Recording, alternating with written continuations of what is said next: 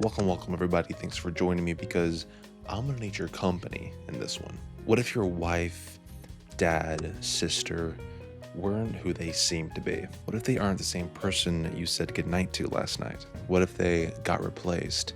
Maybe a doppelganger, a demon, or even an alien.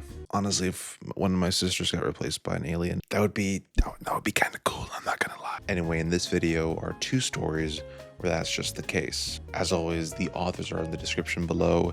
Go and check their other stories out if you like these ones that are in the video. And without further ado, let's get right into it. I'm a nurse and I currently work nights.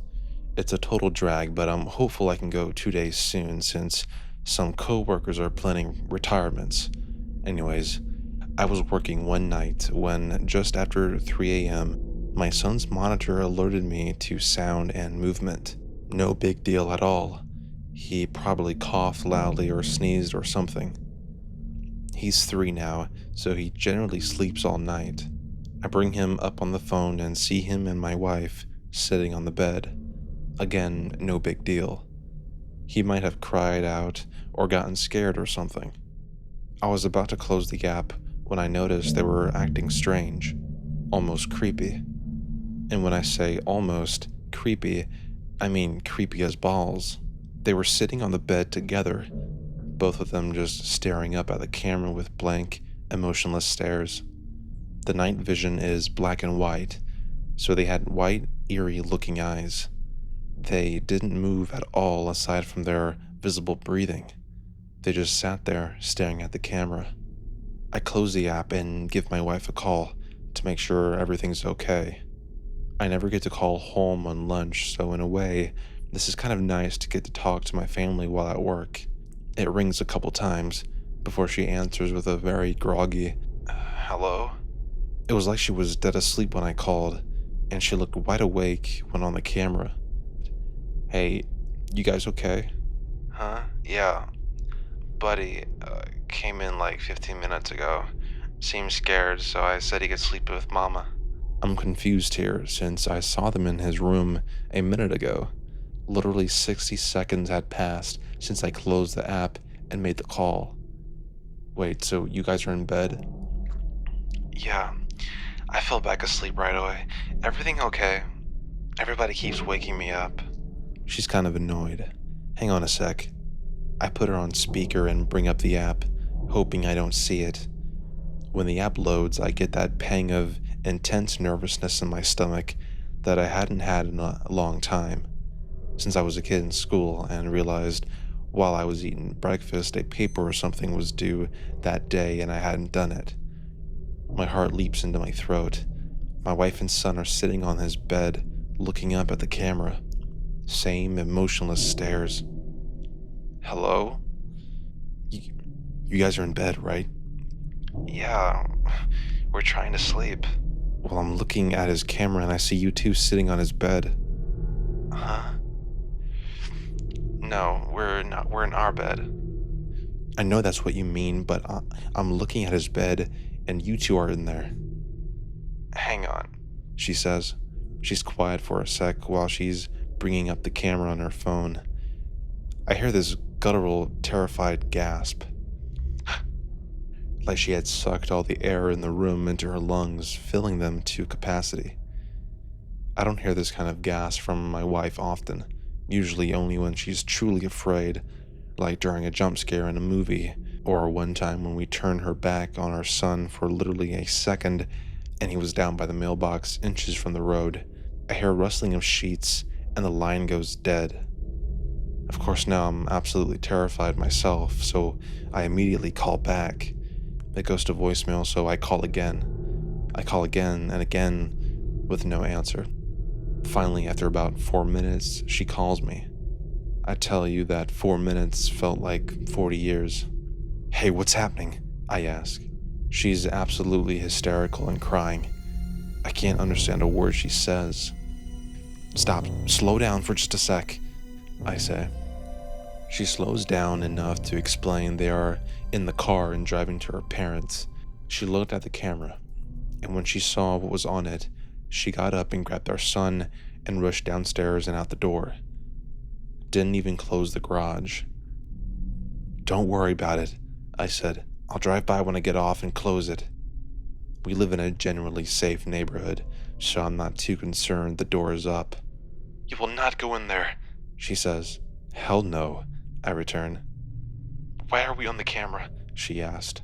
"Is it a recording?" "I don't know," I return. "I'm gonna keep watching it and see if there's anything I can tell. Do our code words with Buddy." We have code words because we're nerds.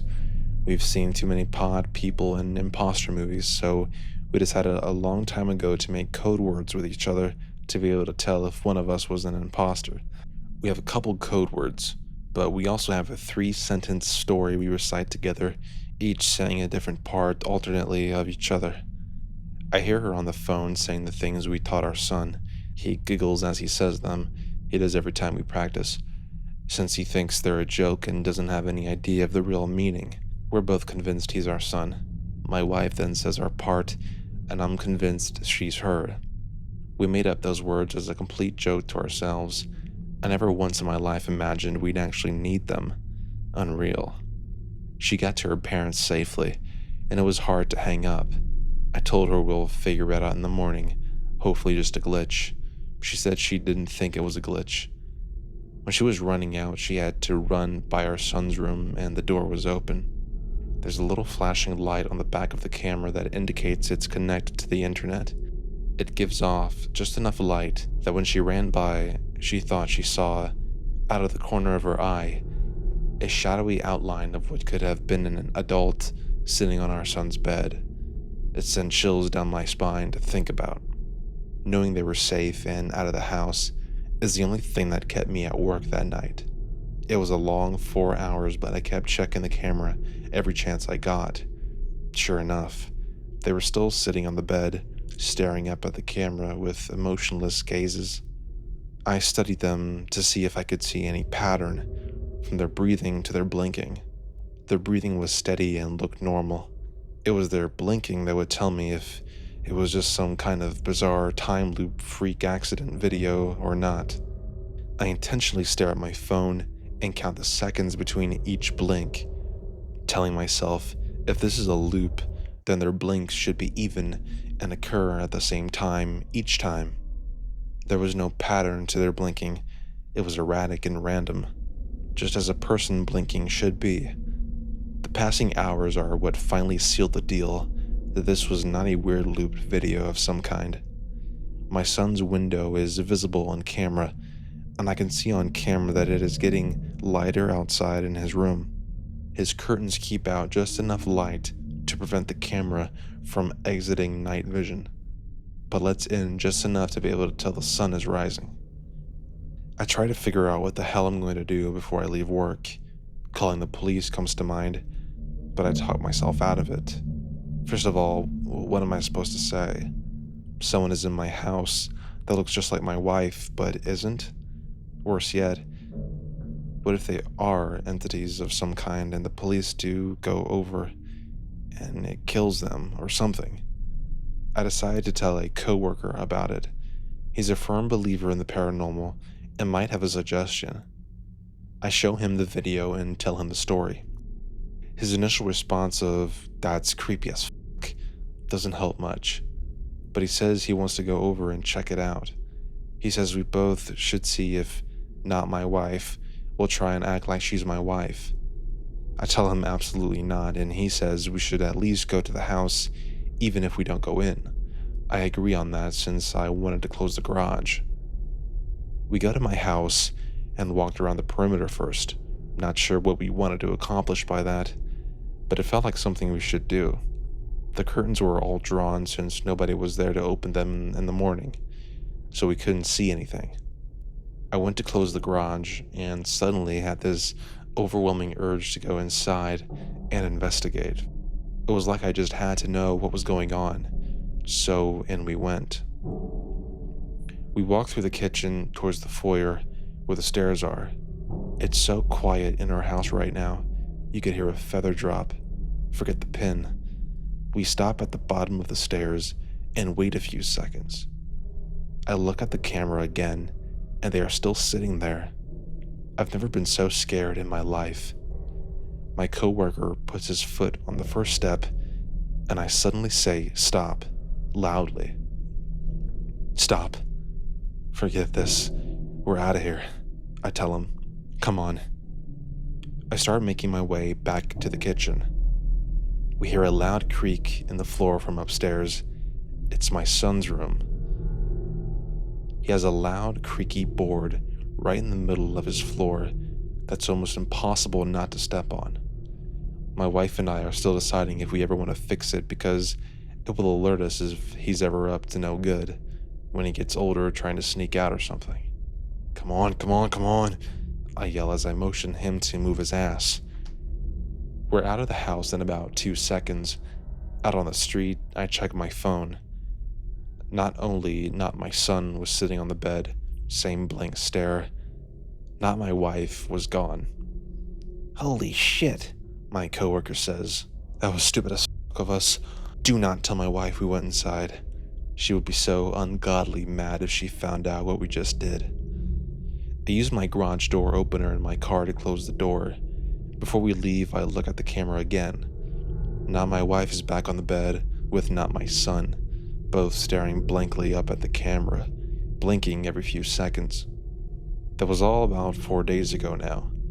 Not my wife and not my son are still sitting on the bed, staring up at the camera. They haven't moved a millimeter. We obviously haven't gone back to our house. What do we do?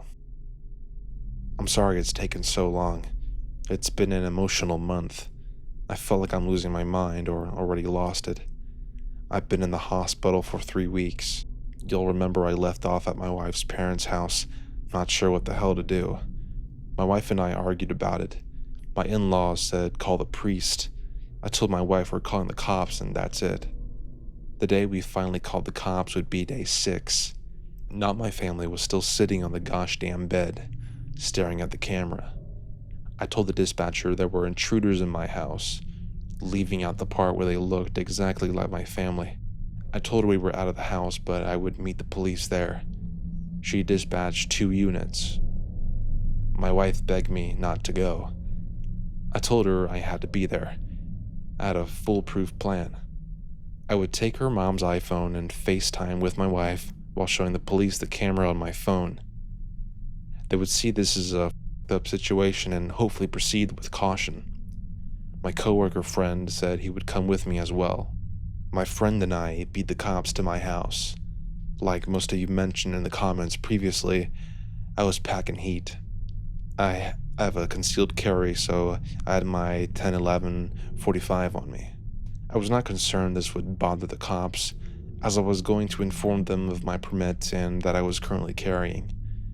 What I wasn't going to do is tell them that I had my father-in-law's AR-15 in my trunk. It's almost funny how many of you mentioned that was the way to go in my previous entry. I didn't plan on telling the cops about it because I was not planning on needing it. They would come armed and prepared. They showed up and I let them know I was armed and then enacted my plan. I initially told them the story. They looked at each other like I was crazy and they didn't believe me. I FaceTimed my wife so they could see she was in fact not in the house, despite what our camera was showing. They still didn't seem to believe me, but this did pique their interest. I hung up with my wife and told her I'd call her back as soon as we knew something. "So now, we're sure this isn't a recording?"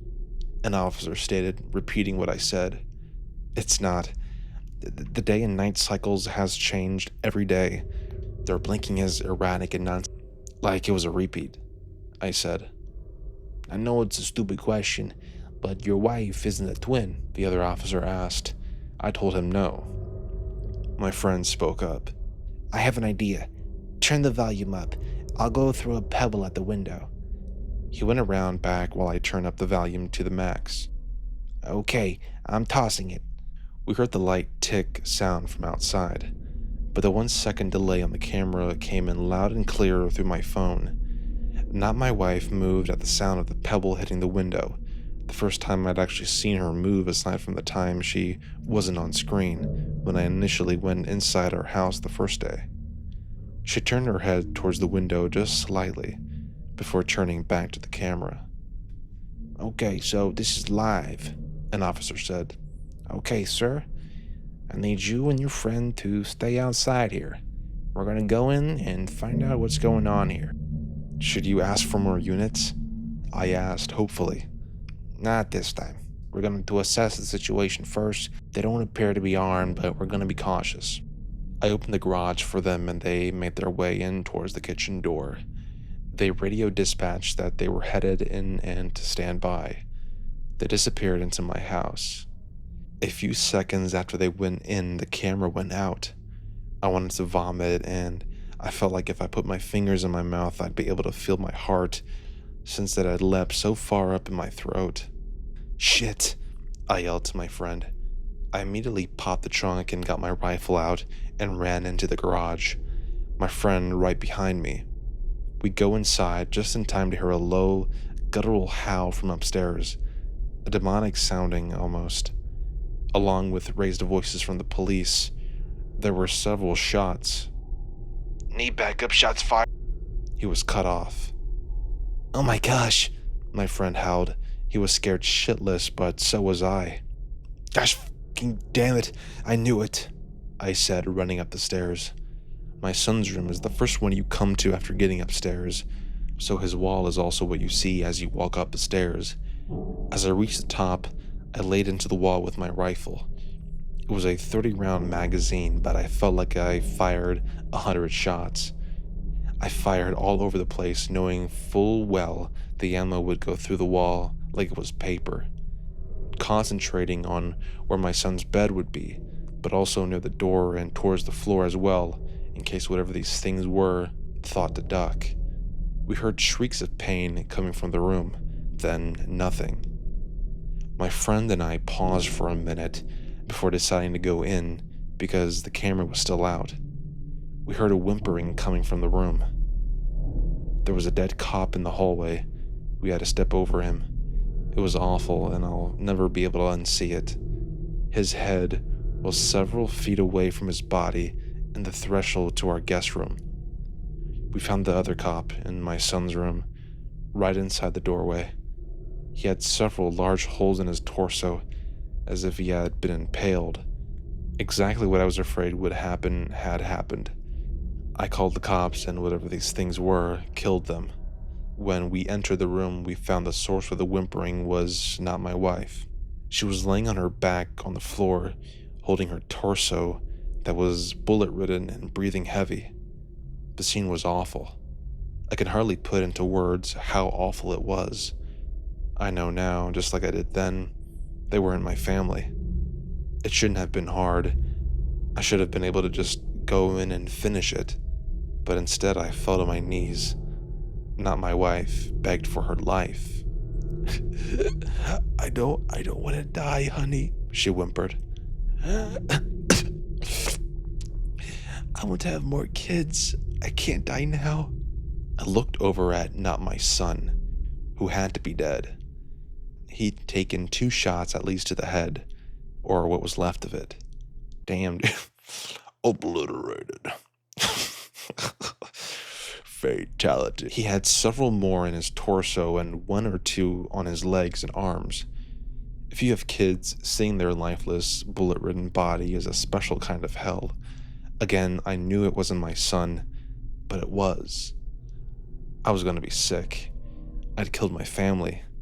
I turned back to not my wife. She was acting just like my wife. It even mimicked her anxiety about death that she had had in the past year or so. "It's not her, man." I forgot my friend was even there. "It's not her. Shoot it." I know what you guys are thinking. How many times has this happened in movies and you scream at your TV for the main character to just shoot the imposter because it's not their loved one?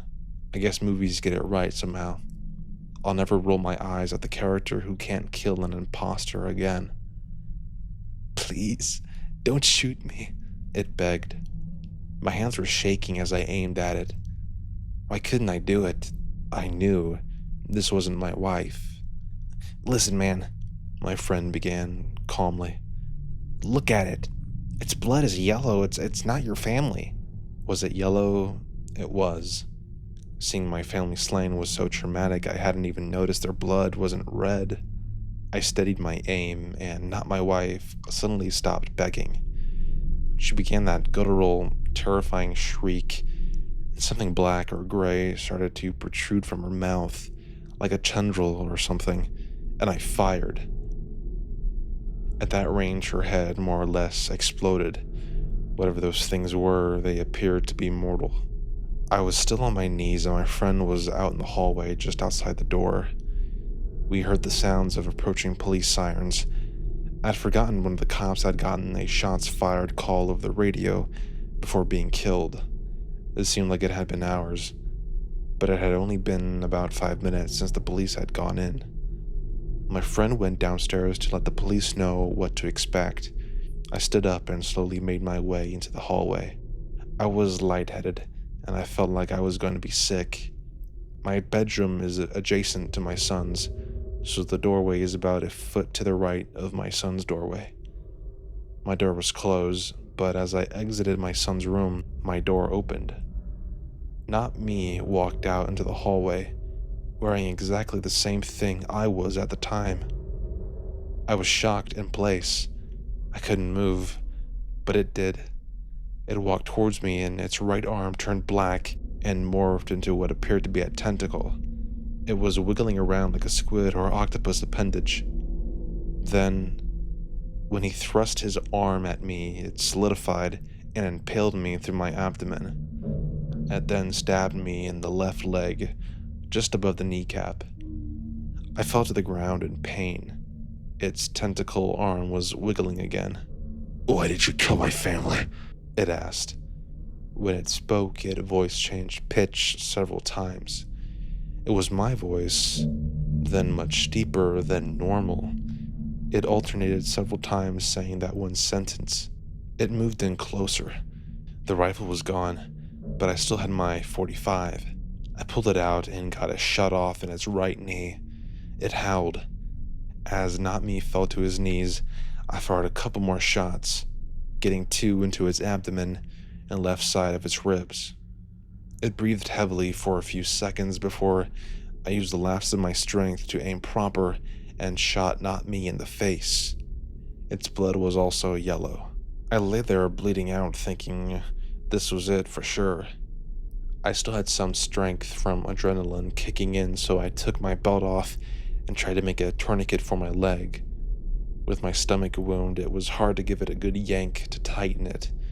I then took off my shirt and balled it up and packed my stomach wound and applied as much pressure as I could.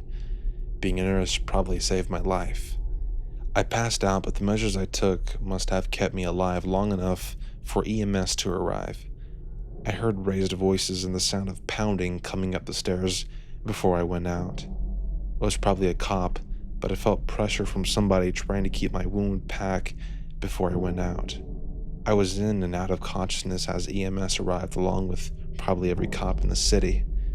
I was wheeled out downstairs and put in an ambulance.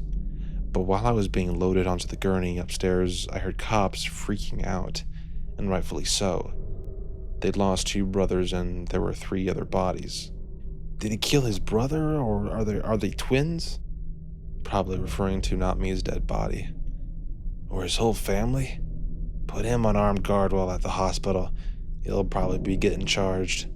As I was getting placed into the ambulance, I saw my friend talking to a group of about 10 cops, all listening very intently to what he was saying. I went out again in the ambulance. I woke up in the ER. My wounds had been treated. The tentacle hadn't been more than a few inches wide, so it was just slightly larger than a large knife. They'd sewn me up, and I found that I was currently receiving a blood transfusion due to blood loss at my home. My wife had authorized them to do whatever they had needed while I was unconscious. She was also extremely pissed that I went in the house. We're okay now, but that's a story for another day. I was in the hospital for 3 weeks since I ended up getting an infection and almost went septic. I needed quite a few antibiotics. For the entire 3 weeks, I had cops in my room with questions. After about a week, they released me and no longer had me under armed guard. I told them absolutely everything, not caring if it made sense or not. And thank God my friend came with me since he was able to corroborate this weird story. Midway through my hospital stay, men with suits came to pay me a visit. They were government. I knew right away. They said they were FBI, but I don't know if I believe that. They wanted to talk about not my family. The police chief and the coroner were involved, and it was very hush-hush. They made it clear this was not to get out to the public. This is where I have to apologize, probably for an anticlimactic ending to this ordeal. I don't know what not me and my family were, neither do they. The only thing we know is that they were sentient creatures that looked like us and had yellow blood. I begged the coroner to tell me about their autopsies, but he said he wasn't allowed to say. He must have felt bad for me, since I received the bouquet of flowers a couple days later. The card inside the envelope read, "We don't know what they are. They have the same organs we do, but in different parts of their body, aside from their brain. But what's red and pink inside us is green and yellow inside them.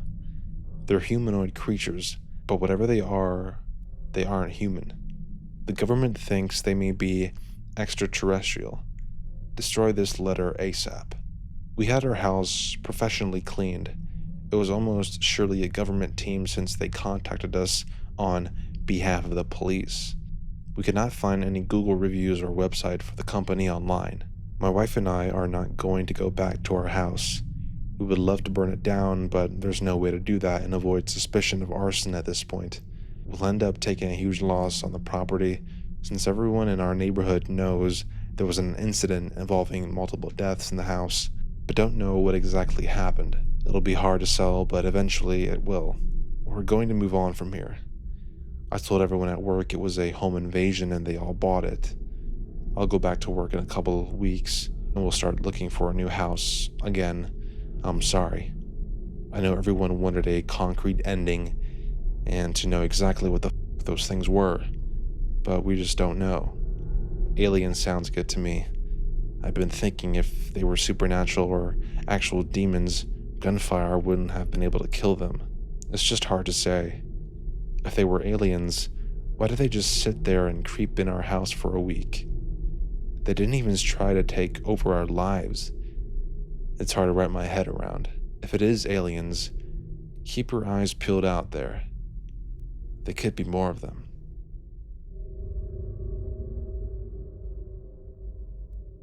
This is a story I need to tell. I don't want to admit that what has happened wasn't a dream or a hallucination. If it's not real, it can't be bad, right? I told myself that for a long time. Too long. I used to be a normal person, a normal college student with a busy class schedule, a few good friends, and a less than healthy Sherlock addiction. I was probably on the internet a little too much, discussing head canyons where Sherry and John were lovers, or taking quizzes telling me where I should live based on how I cleaned my dorm room. I had a good life. It wasn't anything special, but then that was what most people felt about their own lives. Study, work, do what makes you happy. My dream was simple. Get a decent job, an apartment, a cat, a boyfriend, maybe write some fan fiction on the side. I didn't think I wanted more. And then I found her. I was scrolling through Tumblr while taking the bus home from class, and right there on my dashboard was a reblogged photo of me. Her hair was the same as mine, long and auburn, though where my hair was frizzy, hers was sleek. In the photo, she was eating a fancy meal and smiling just like I did in every one of the admittedly few photos of me. The post linked back to her blog, so I clicked through. And if I didn't know any better, I would have thought it was someone playing a trick on me, creating a fake blog and photoshopping me into these photos. But as I kept scrolling, It was clear this girl had a completely separate life: an adorable cat, a job at a bakery where she shared pictures of her creations, plenty of friends who held garden parties and bonfire nights. She even had her own fanfiction page where she posted short stories from various fandoms. I felt like I was staring at my dream life, the life I could live if I worked harder, if I was intrinsically better than the person I was today. I tried to tell myself this was just one of those coincidental things, how a similar hairstyle can make two people look like twins. But as I moved on with my life, I found myself obsessed. I followed her on every social network. I learned she drank her coffees like me, wore her hair up at home like me, even liked the same shows and video games. Hashtag Dragon Age for life. It didn't take long for me to figure out where she lived. It was only about an hour away, so one weekend I took the train there.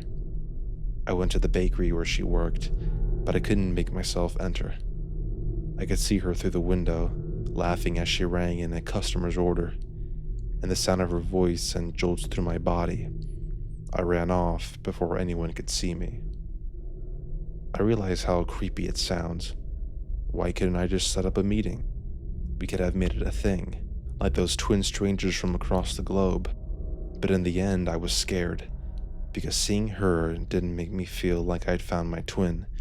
It made me feel like I couldn't be real if she was, couldn't exist at the same time as she did.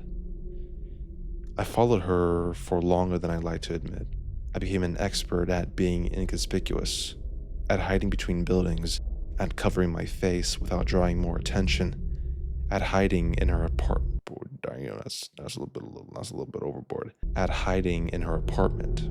There was one time I thought she was going to find me as I hid in her closet, watching her watch TV.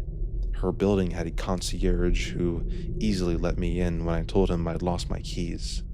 She heard me move, I guess, and started looking around for the noise. But then her door thumped as someone knocked hard, and she moved her focus there. It was her boyfriend, a tall, dark, refreshing drink of water. She forgot about the noise. Neither of them found me. My obsession was causing problems in my life. I was missing class, missing work. I was late on my phone bill, and I'd barely eaten in months. I could barely go a day in my life without wondering what she was doing, how she was living better. I wanted to fix it, though, because there is a gutted emptiness that comes with that kind of obsession. So I found a therapist I could afford. I went to her house, sat on her crunchy couch in a room with pictures of the mind and humans making their poses in the desert, and I told her about my doppelganger, how watching her, wanting to be her, was ruining my life. She told me I had to work hard to make my own life as valuable as I saw hers, and that we were two separate people. It was impossible for us both to exist at the same time. I had to live my own life. When I left the appointment, I knew what I had to do. I waited until the perfect time, when she would be home alone, her boyfriend out of town, no one to check on us. I went up to the apartment before she got home from work. I had a key now, a spare I found in that junk drawer. I waited for her in the closet beside the doorway, and when she came in, I covered her mouth with a chloroform rag until she passed out on the floor. Seeing her this close, it was uncanny how alike we were. We even had the same freckles, the same scar on our thumb from a chain-linked fence. I almost wanted to keep her, but I remembered what the therapist said. We couldn't live like this, not both of us. A week later, the newspaper published an article about the pressures of college after a student was found in her dorm room having overdosed on sleep medication. She was a good student, a big fan of Sherlock Holmes, and had recently been seeing a therapist. No one would comment on whether the death was an accident or intentional. As for me, I continued to live my life, my true life, with everything I had ever dreamed of: an apartment, an adorable cat, a boyfriend, and the occasional short story about my favorite show. The therapist was right in the end. Only one of us could live this life. I had to tell this story because I know there are others out there, a copy of you living a better life or a worse life. If you don't find them, don't let yourself become complacent. After all, they could be the one to find you.